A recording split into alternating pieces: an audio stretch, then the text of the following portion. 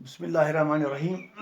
It is class 11th, subject economics. Topic जो आज का है that is arguments against new economic policy. अगर आपको याद होगा कल हमारा टॉपिक था आर्ग्यूमेंट्स इन सपोर्ट ऑफ और in favour of new economic policy. आज जो है it is against new economic policy. तो फॉलोइंग कुछ पॉइंट्स हैं, आर्ग्यूमेंट्स हैं अगेंस्ट न्यू इकोनॉमिक पॉलिसी। पहला पॉइंट है that is less importance to agriculture. जहां तक हिंदुस्तान की नई इकोनॉमिक पॉलिसी का ताल्लुक है, तो इस पॉलिसी के जरिए हिंदुस्तान का जो एग्रीकल्चर है, ज़राअत जो है, इस पे कुछ खास फायदा नहीं हुआ। ग्रोथ रेट जो है वो डिक्रीज हुई। तो नई इकोनॉमिक पॉलिसी जो है इसके जरिए इंडस्ट्रियल डेवलपमेंट की तरफ ज्यादा तवज्जो दी गई और मॉडर्नाइजेशन की तरफ ज्यादा तवज्जो दी गई।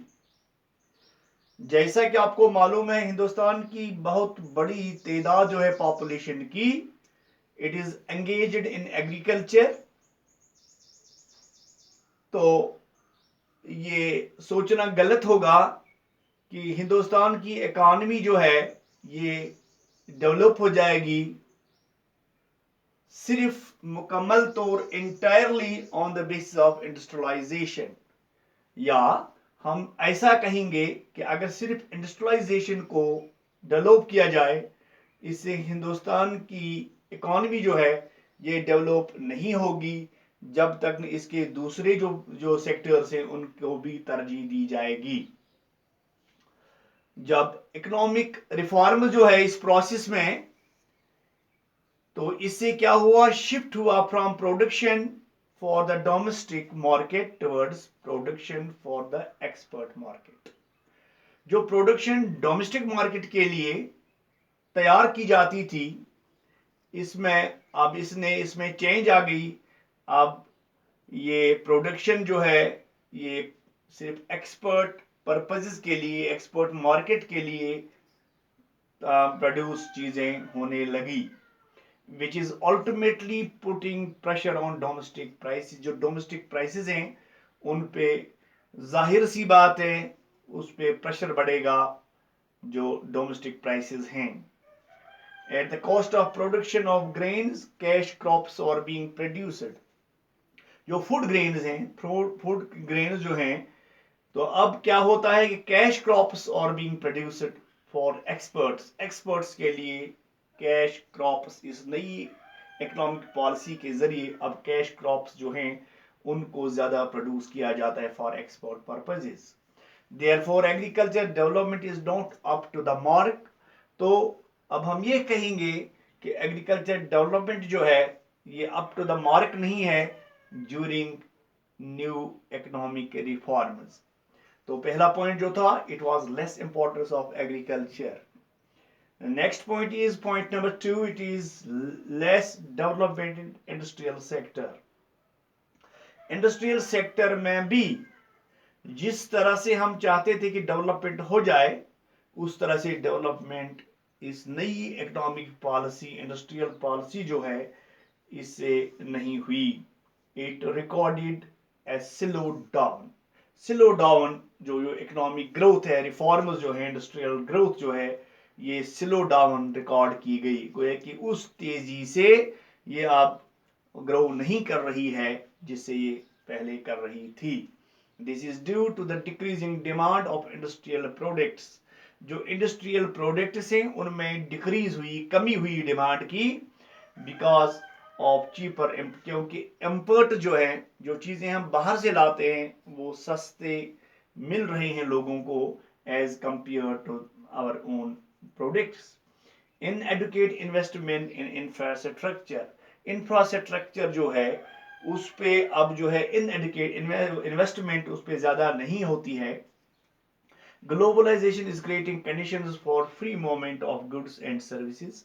जो ग्लोबलाइजेशन हुई उससे ये हुआ, उसमें ये एक शर्त है कि चीज़ें जो हैं उनका फ्री मूवमेंट होगी, ऑफ गुड्स एंड सर्विसेज, उनकी फ्री मूवमेंट होगी। तो which adversely affected the local industries, जो लोकल इंडस्ट्री है उस पर इफेक्ट हुआ एडवर्सली, यानी बुरा असर उस पर पड़ा।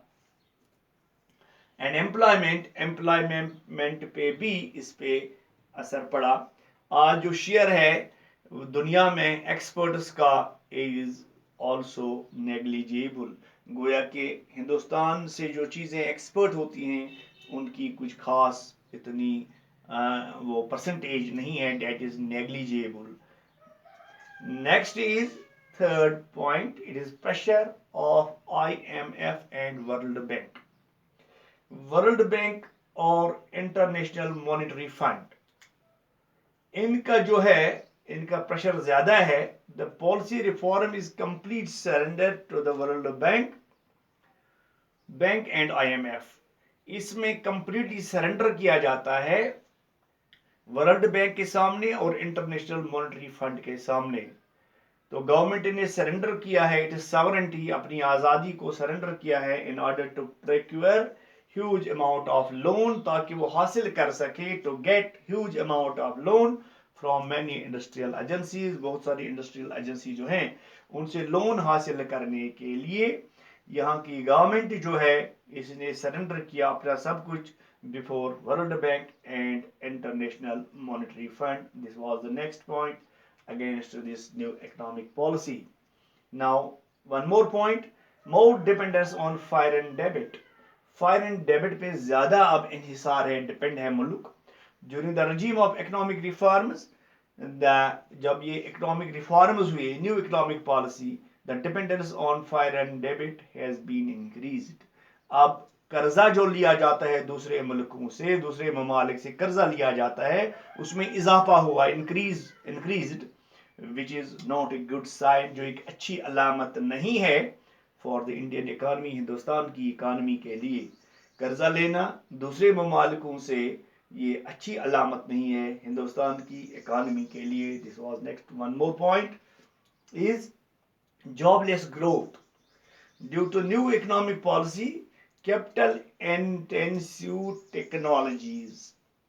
तो ये नई इकोनॉमिक पॉलिसी जो है इसमें लेबर से काम कम लिया जाता है, बल्कि जिसको हम कहते हैं कैपिटल इंटेंसिव टेक्नोलॉजी जो है, मशीनें ज़्यादा काम करती हैं, जिस तरह से एम्प्लॉयमेंट अपॉर्चुनिटी जो थी उसमें कमी आ गई।